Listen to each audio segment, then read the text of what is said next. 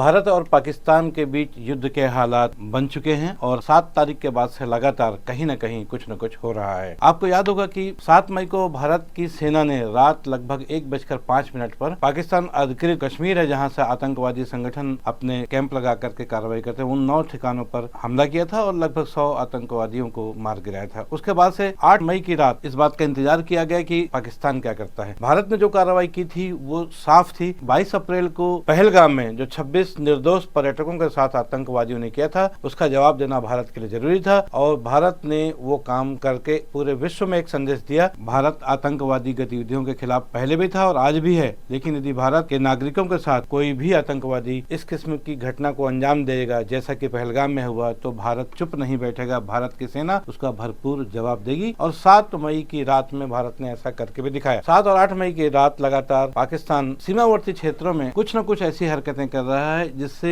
ये माना जाएगा कि पाकिस्तान भारत को युद्ध के लिए उकसा रहा है। हो ये रहा है राजस्थान, गुजरात, पंजाब और कश्मीर, ये जो सीमावर्ती इलाके हैं, लाइन ऑफ कंट्रोल है, यहाँ पर जितने शहर हैं, चाहे वो जैसलमेर हो राजस्थान का, चाहे बाड़मेर हो पंजाब का, अमृतसर हो, कपूरथला हो, पठानकोट हो, कश्मीर का राजौरी है, पुंछ है, श्रीनगर है, इन जगहों पर पाकिस्तान की सेना की तरफ से लगातार कुछ न कुछ ऐसी घटनाएं घट रही हैं। पाकिस्तान की सेना इस दौरान जो नागरिक प्रतिष्ठान है वहाँ पर मिसाइल दाग रही है, ड्रोन चला रहे हैं, लगातार कुछ न कुछ हरकतें ऐसी कर रहे हैं। हालांकि भारतीय सेना पर्याप्त जवाब भी दे रही है और इन जगहों पर जो मिसाइल के टुकड़े मिल रहे हैं, रॉकेट लॉन्चरों के टुकड़े मिल रहे हैं, वो इस बात का सबूत है कि भारतीय सेना ने एयर डिफेंस सिस्टम के साथ काफी मजबूत स्थिति में खड़ी है पाकिस्तान के खिलाफ। और अभी तक जितने भी अटैक पाकिस्तान की सेना की ओर से किए गए हैं इन तमाम चारों राज्यों के आसपास, उन सबका भारतीय सीमा सुरक्षा बल के जवानों ने कामयाबी के साथ जवाब दिया है और सभी अटैक्स को मार गिराया है। और उनके जो टुकड़े हैं इन शहरों में मिले हैं, जो कि इस बात का भी सबूत है कि पाकिस्तान की तरफ से ऐसे हमले किए गए। आपको याद है कि पिछले 75 सालों में जब से भारत आदेश हुआ है, भारत कम से कम 4 बड़े युद्ध देख चुका है। 1962, 1965, 1971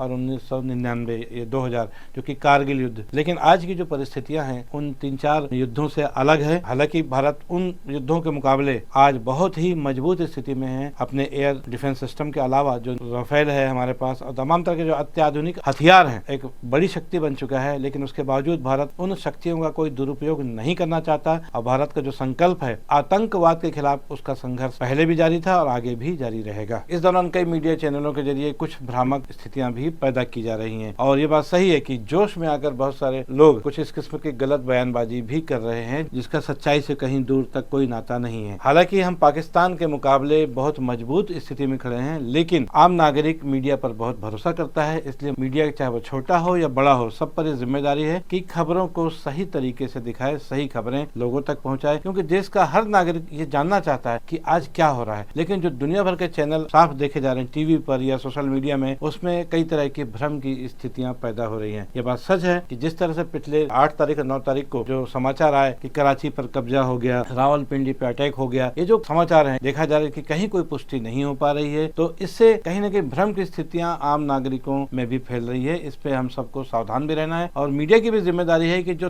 तथ्यपरक जानकारी है, जो वास्तव में कुछ हो रहा है, वही जानकारी आम लोगों तक दे। हमारी भी कोशिश यही है जो सटीक जानकारी है हम वही अब तक पहुंचाएं। खासतौर पर जब सेना की तरफ से कोई बयान आता है तब उसको ऑथेंटिक माना भी जाना चाहिए। जैसा कि आज सुबह 10 मई को कर्नल सोफिया कुरैशी ने बाकायदा प्रेस कॉन्फ्रेंस में, विदेश सचिव ने जो प्रेस कॉन्फ्रेंस में कहा है, दरअसल में सच्चाई वही है। उन घटनाओं को नमक मिर्च लगाकर बताने से कोई भला नहीं होने वाला है। मीडिया के लोगों को इस बात को समझना चाहिए। कर्नल सोफिया कुरैशी ने और जिम्मेदार विदेश सचिव हैं, उन्होंने जो प्रेस कॉन्फ्रेंस की उसमें उन्होंने साफ साफ कहा कि 2-3 दिनों में पाकिस्तान ने एयर अटैक के माध्यम से निसंदेह सीमावर्ती इलाकों में कार्रवाइयां की हैं, जिसका सीमा सुरक्षा बल के जवानों ने जवाब देते हुए उन सबको विफल कर दिया है और आगे भी इसके लिए मुस्तैद है। लेकिन ये जो घटनाएं घट रही हैं, इससे ये सवाल खड़ा होता है कि आखिर पाकिस्तान चाहता क्या है, जबकि ये बात सभी जानते हैं कि पाकिस्तान भारत के मुकाबले कहीं लड़ने की स्थिति में नहीं है। भारत ने जो 7 मई को कार्रवाई की थी वो एक संदेश था। आतंकवादियों ने 22 अप्रैल को जो कुछ भी पहलगाम में किया उसका जवाब भारतीय सेना ने दिया था और 9 कैंपों को ध्वस्त करके आतंकवादियों के खिलाफ कार्रवाई की थी, जिसमें 100 के आसपास आतंकवादी मारे भी गए थे। भारतीय सेना की ओर से आज हुई प्रेस कॉन्फ्रेंस में ये बताया गया कुछ और आतंकियों ठिकानों को उनके खिलाफ भी कार्रवाई की गई है और उनको भी निस्संदिग्ध किया गया है। हालांकि नाम नहीं बताया गया, अब नाम बताना जरूरी है भी नहीं। यदि सेना के हमारे अधिकारी स्पोक्स पर्सन कुछ कहते हैं तो उसको हमको मानना भी चाहिए और हमारे मीडिया के लोग जो निसंदेह अति उत्साह में पत्रकारिता कर रहे हैं उनको भी उनसे सीख लेनी चाहिए, या फिर कम से कम सेना द्वारा जो बयान जारी किए जा रहे हैं उसके आसपास रहना चाहिए। जो काम है हमको ईमानदारी से करना चाहिए और हम उस काम में लगे हुए भी हैं। बहरहाल उस प्रेस कॉन्फ्रेंस में एक बात ये भी सामने आई है कि पिछले 2 दिनों में 3 दर्जन से ज्यादा शहरों के जो आसपास अटैक हुए हैं, जहां नागरिक रूप से प्रभावित अस्पताल भी है, स्कूल भी है, वहां भी पाकिस्तान की ओर से लॉन्चर हैं, मिसाइल्स हैं, वो आई हैं। और अंबाला की बात, अंबाला के कलेक्टर ने बाकायदा इस बात की जानकारी दी कि आज 10 मई की सुबह 10:20 के आसपास अंबाला से 70 किलोमीटर दूर ड्रोन्स देखे गए, उस पर कार्रवाई भी हुई, उसको नष्ट भी कर दिए गए। और इसके बाद 48 मिनट तक अंबाला में सायरन बजे। चूंकि ये स्कूल और कॉलेज भी वहां पर आसपास चल रहे थे तो उनको तत्काल बच्चों की छुट्टी करा दी गई और स्कूल कॉलेज को अनिश्चितकालीन के लिए फिलहाल बंद कर दिया गया है। ऐसा ही कुछ जैसलमेर के आसपास भी हुआ है, पठानकोट अमृतसर के आसपास भी हुआ है। युद्ध का जो समय होता है उसमें सबसे ज्यादा जरूरी ये होता है कि कोई भ्रामक जानकारियां न फैलाई जाए, आम जनता को भ्रामक जानकारियों से दूर रखा जाए। और इसी तरह जहां तक सुरक्षा के कारण आते हैं, सुरक्षा में सबसे इम्पोर्टेंट बात होती है तो भारत सरकार ने जितनी भी देश की ऐतिहासिक इमारतें हैं, चाहे वो लाल किला हो, चाहे वो कुतुब मीनार हो, या कुछ डैम्स भी हैं, तमाम जगह जो है पर्यटकों की आवाजाही बंद कर दी है। और जो ऐतिहासिक धरोहरें होती है वहाँ पर सुरक्षा भी बढ़ा दी गई है, सीसीटीवी कैमरे की मदद दी जा रही है और सुरक्षा के तमाम इंतजाम किए गए हैं। इसी तरह मथुरा में भी श्री कृष्ण जन्मभूमि है, द्वारकाधीश है, वृंदावन का बांके बिहारी मंदिर है, प्रेम मंदिर है, इन सभी धार्मिक स्थलों में भी सुरक्षा बढ़ाई गई है जो जरूरी भी थी। जहाँ तक ऐतिहासिक इमारतों की बात आती है तो हीराकुंड डैम जो कि संबलपुर उड़ीसा में है, वहाँ पर भी पर्यटकों का आना जाना सैकड़ों की तादाद में रोज होता था। वहाँ पर कल 9 मई की सुबह गृह मंत्रालय का एक आदेश आया, उस आदेश के तहत वहाँ पर भी पाबंदी लगा दी गई आवाजाही की। इस वजह से new press club of Bhilai के पत्रकारों का एक दल जो हीराकुंड डैम देखने के लिए गया था, जब वहाँ पहुंचा तो पता लगा कि 1-8 घंटे पहले ही वहाँ पर आदेश आ चुका है, आवाजाही बंद कर दी गई है। इसलिए ये पत्रकारों का दल बिना हीराकुंड डैम देखे वापस लौट आया है। बहरहाल हम बात कर रहे हैं सुरक्षा की। आपको बता दें जो स्थितियां चल रही हैं, कुपवाड़ा, बारामूला, पुंछ, राजौरी में लगातार कुछ न कुछ घटनाएं हो रही हैं और जम्मू कश्मीर, पंजाब, गुजरात और राजस्थान, 4 जो सीमावर्ती राज्य हैं, यहाँ की स्थितियां निसंदेह संवेदनशील है। हालांकि खबर यह भी है कि आज सुबह अमेरिका के विदेश मंत्री ने भारत के विदेश मंत्री एस जयशंकर से बातचीत की। उसके अलावा वहाँ के सेना प्रमुख से भी बातचीत हुई है। कोशिश ये की जा रही है कि भारत और पाकिस्तान के बीच में तनाव न बढ़े, लेकिन जो परिस्थितियां हैं वो कहीं न कहीं ये भी बताती हैं अमेरिका की जो भूमिका है वो स्पष्ट नहीं है। अमेरिका हालांकि भारत का दोस्त है, लेकिन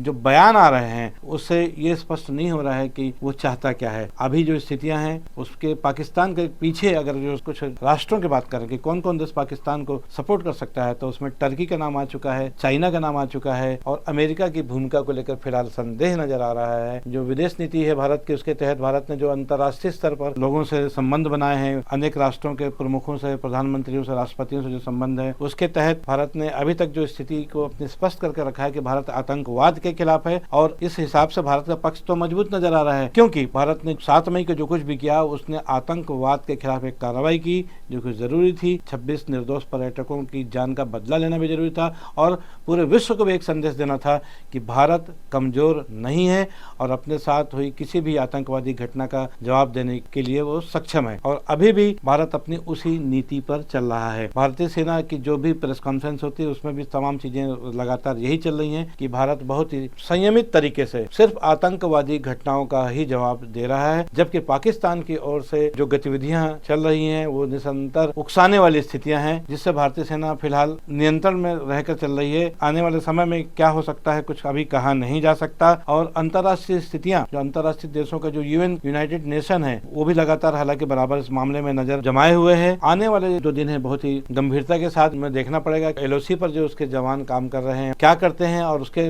आधार पर आगे की कार्रवाई तय होगी, इसमें कोई दो राय नहीं है। निसंदेह हमारी जो सेना है बहुत ही सक्षमता के साथ, दृढ़ता के साथ जवाब दे रही है, लेकिन पाकिस्तानी सैनिक जिस तरह से बॉर्डर पर डिप्लॉयमेंट अपना बढ़ा रहे हैं, इससे ये आशंका भी है कि शायद पाकिस्तानी सेना लड़ाई की तैयारी कर रही है। लेकिन परिस्थिति यदि कुछ बदलती है तो कुछ भी हो सकता है। परिस्थितियां आने वाले समय में क्या होती हैं, भारत की सेना किसी भी प्रकार के हमले का जवाब देने में सक्षम है और भारत का जो अत्याधुनिक एयर डिफेंस सिस्टम है वो काफी मजबूत है और पाकिस्तान के खिलाफ किसी भी स्थिति में निपटने के लिए तैयार है। बहरहाल हमको इंतजार करना है, सतर्क रहना है और इन सब चीजों से भी बचना है कि भ्रामक जानकारियों को हम न स्वीकार करें, अलर्ट मोड पर रहें और समय समय पर सभी जिलों के जो कलेक्टर जो निर्देश जारी करते हैं, जैसे ब्लैकआउट करके मॉक ड्रिल कराया गया है पिछले दिनों भी, आगे भी कराया जा सकता है, तो सबको सतर्क रहना है। है, एक दूसरे की मदद के साथ, एक दूसरे के सहयोग के साथ। बहरहाल आज के लिए बस इतना ही। मैं हूं बीडी निजामी, आप देख रहे हैं न्यूज़ T20। हमारी ये खबर जो भारत और पाकिस्तान युद्ध से संबंधित थी, आपको कैसी लगी इस पर अपना राय अवश्य दें। खबर को लाइक करना ना भूलें, चैनल को सब्सक्राइब करना भी। कल फिर मिलेंगे किसी नई खबर के साथ, तब तक के लिए दीजिए इजाजत। जय हिंद, जय भारत, जय छत्तीसगढ़।